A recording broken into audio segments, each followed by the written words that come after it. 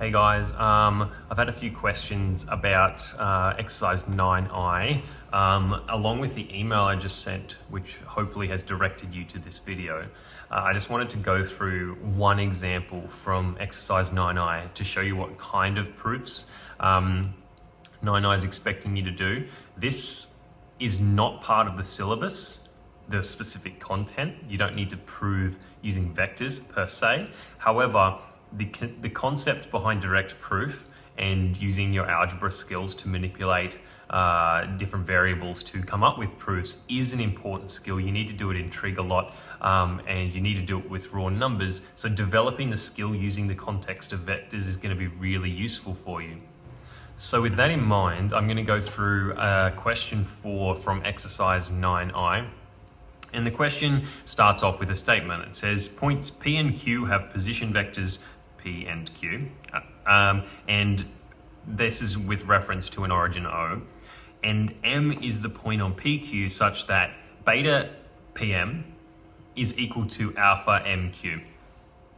And in part A, it also gives us, so it says in part A, prove that the position vector of M is given by M is equal to beta P plus alpha Q divided by alpha plus beta. So in order to solve these, as always, even though there's no values here, I always recommend draw the situation first. So the first thing I'm going to do is draw an origin. And of course, we don't have any information about which direction these vectors are going in, so I'm just going to make it up. But I'm going to say point P can be here, and point Q can be here. And so if I draw my vectors now, like this, and I'll just go from wherever it defaulted to, and draw my point origin there.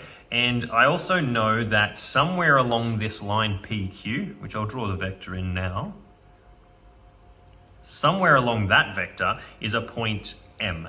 Now it doesn't necessarily mean the midpoint of PQ, we don't get that information. All we know there's a point M somewhere along PQ where we have a vector PM and we also have a vector MQ. So once we've drawn it, we can start to understand in this question, it's specifically asking for the position vector OM. And it wants us to represent in terms of alpha, beta, P, and Q. And so what we need to start off with is a definition for the position vector M. So I'm going to say OM, which is my way I write position vectors, is equal to M. And that's going to be equal to beta P plus alpha Q divided by alpha plus beta. That's essentially what I want by the end, but I don't have that information to start with, so we need to use some direct proof skills to actually get there.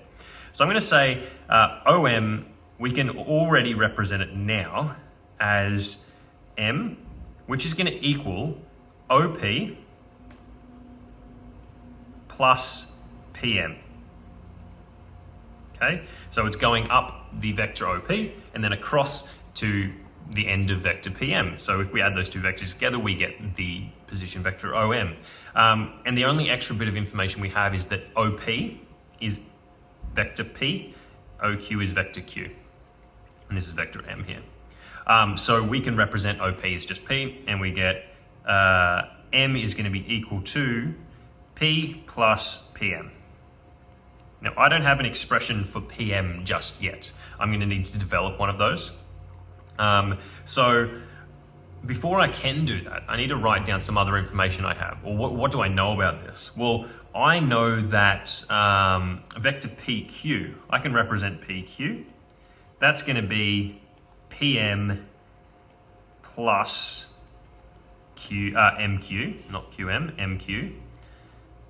So those two vectors added together will give me the full vector. And I've also got that bit of information they give me in the question that beta PM is equal to alpha MQ.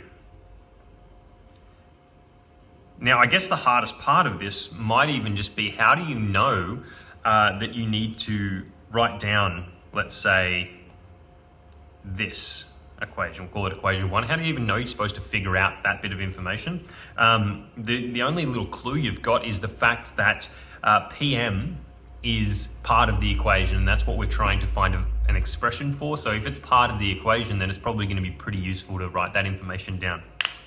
So if I'm looking at equation 1, which I've just identified there, I have PQ is going to be equal to PM plus MQ. But I want this expression in terms of just PM, because if I can do that, if I can get the right-hand side just in terms of PM, I can rearrange the entire thing and find an expression for PM. Okay, so I'm going to, therefore, in my second equation, I'll call it equation number 2, I'm going to rearrange this so that I can find an expression for MQ. Because if I can find an expression for MQ in terms of PM, I can substitute that into equation 1, and I can get myself an equation for PM by itself. So what that looks like is, I'm going to, actually I'll denote what I'm going to be doing here. I'm going to be dividing both sides by alpha. Divide by alpha. And I'm going to get MQ by itself is equal to beta over alpha times PM. And I'm going to call that expression 3. This is not super necessary, but I just want to be super clear with what I'm doing. And now I'm going to sub 3 into equation 1. Okay, and what that means is I'm going to take the MQ from equation 1 and replace it with the right-hand side of equation 3. So I'm going to get PQ, this is from equation 1, is equal to PM plus the right-hand side of equation 3, because that's what MQ equals. It equals beta divided by alpha times PM. And now we've got an expression that involves just PMs and a PQ. But fortunately for us, we can actually simplify PQ. If you'll notice in the original question, what it's asking us to prove involves betas, alphas, P's, and Q's. So if we can turn the vector PQ into an expression using P's and Q's, that's great, and we can. And I'm just going to do this off to the side here. I probably should have done it a little bit earlier, but I'm going to say PQ is going to be equal to minus P plus Q. Because if we add those two vectors together, we get PQ. So it's going to be minus P plus Q, or to make it more, no, it's fine. We'll leave it like that. You could say Q minus P, but P minus P plus Q is fine as well. And so I'm going to say therefore, and I don't want to run out of space, but I'm probably going to. I'm going to say therefore minus P plus Q, therefore, is going to be equal to PM plus beta on alpha PM.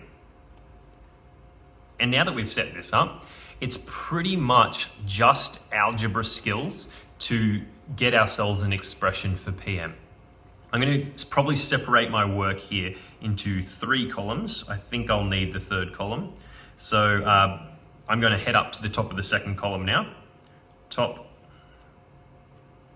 I might say, actually, continued, I'm running out of space here. Continued top column 2. Okay, so continued up at the top of column 2. We're going to simplify this. On the right-hand side of my equation, I have a different denominator in one part than the other. So what I'm going to do is I'm going to multiply that first PM by alpha over alpha.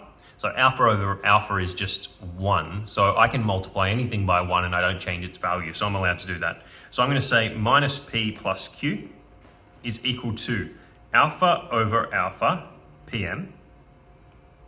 Notice that that's still just PM. It's just 1 times PM. It's just useful because once I add that to beta over alpha PM,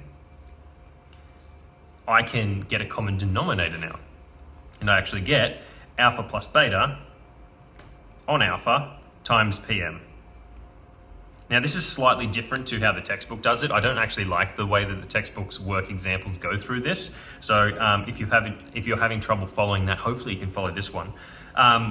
From here, we are trying to rearrange for PM. So what we're going to do is just our algebra skills. The very first thing we're going to do is we're going to multiply by alpha on both sides of my equation, and I'm going to get minus alpha P plus alpha Q on the left-hand side, I've just multiplied every term by alpha. And on the right-hand side, I've just gotten rid of that denominator. So I have alpha plus beta times by PM. Alrighty. Now we still are trying to isolate that PM value. So we're going to get rid of the alpha plus beta on the right-hand side, which means we're going to be dividing by alpha plus beta. And we get on the left-hand side, we get minus alpha P plus alpha Q all over alpha plus beta, because we just divided both sides by alpha plus beta. And on the right-hand side, we're just left with the vector PM. Now, wow, that was actually quite a lot of work, and we have finally isolated PM, and we have an expression for it in terms of alpha, beta, P, and Q. And that's great, but that's not what we want. That's not the final thing we want. What we want is to recall that OM, our position vector for M, which equals the vector M, is going to equal P plus PM. That's ultimately where we started, and we realized, oh dang, we don't actually have an expression for PM in terms of P, Q, alpha, and beta. So we went ahead and we got one. So now we're going to substitute this expression down, or this equation rather, down into here. Substitute for PM. I might even make that arrow way more clear and say that PM, the left-hand side of that equation is going to substitute in for this PM, and then we're just going to simplify. So now we have M equals P plus, and that left-hand side of the equation just above, we have negative alpha P plus alpha Q divided by alpha plus beta. And we're nearly done. Again, like earlier in this proof, we need to get a common denominator. So I'm going to take that P that's by itself and multiply it by alpha over alpha plus beta. And I'm going to multiply that P by alpha plus beta divided by alpha plus beta. Because alpha plus beta divided by alpha plus beta is just 1. And we can multiply anything by 1 and not change its value. So this is the last thing I'm going to write in this column. I'm going to say that's going to equal alpha plus beta divided by alpha plus beta times P plus minus alpha P plus alpha Q divided by alpha plus beta. And that's what M still equals. Remember, M is our is the subject of this question. And I'm just going to get myself a third and final column so I can finish off this working, and you'll notice there's a lot of steps here. And we can expand that left-hand term on the right-hand side, and we can get M equals alpha P plus beta P. I think I'm going to run out of room here. And because we have a common denominator, I'm just going to connect all the numerators. Plus that's minus alpha P. Minus alpha P plus alpha Q, yes, just fit it, divided by alpha plus beta. And fortunately for us, this simplifies nicely into what we're trying to prove, because we have, and I'm going to annotate this in, I might even just highlight it. Let's highlight it in white. I don't know what that's going to look like. We have an alpha P and a minus alpha P. So alpha P minus alpha P just cancels out, and we get M is equal to beta P plus alpha Q all over alpha plus beta. And you'll notice, if I can highlight in white again, what we were trying to solve for is what we got at the end. So that's just 4A. There's also 4B and C, but I wanted to take you through this proof. Hope that it, first of all, clarified this individual question, but also gave you some strategies for solving similar questions. And I'm just going to talk through it again very briefly. We started with what we were trying to prove. We wrote down what we wanted to prove. We wrote down OM is equal to M, which is equal to beta P plus alpha Q all over alpha plus beta. That was in the question. We then drew the situation so we could at least understand it. And then what we did was we said, okay, we want this position vector m, so let's represent m as best we can. And we got down to m is equal to p plus pm, or the vector pm. And we realized at that point, okay, I'm going to need to represent the vector pm in terms of p, q, alpha, and beta. And in order to do that, I need a couple more things. And fortunately, we had one of those things in the question. It was the fact that beta PM was equal to alpha MQ. And by using that, and we isolated MQ, because we had a secondary equation there that's labeled equation 1, that PQ was equal to PM plus MQ. And we could replace that MQ with its version involving PM. And once we did that, we rearranged and used our algebra skills to get PM equals something. And that something happened to be in terms of alpha, beta, P, and Q, which is what we wanted. Finally, we took that value for PM, or that expression for PM, substituted into the position vector for OM, for where PM was in that expression, and then we just simplified and rearranged, again, using algebra skills. So in this question, all of the algebra that we did, you guys are more than equipped to solve using that. You have the skills. It's the skill that we're mostly developing here is how you can interpret a question and build a proof yourself using direct proof skills. I hope this was somewhat useful. I'm going to say everything else I needed to say in the text of my email, so just read that again if you haven't already. I hope this helps, and happy studying.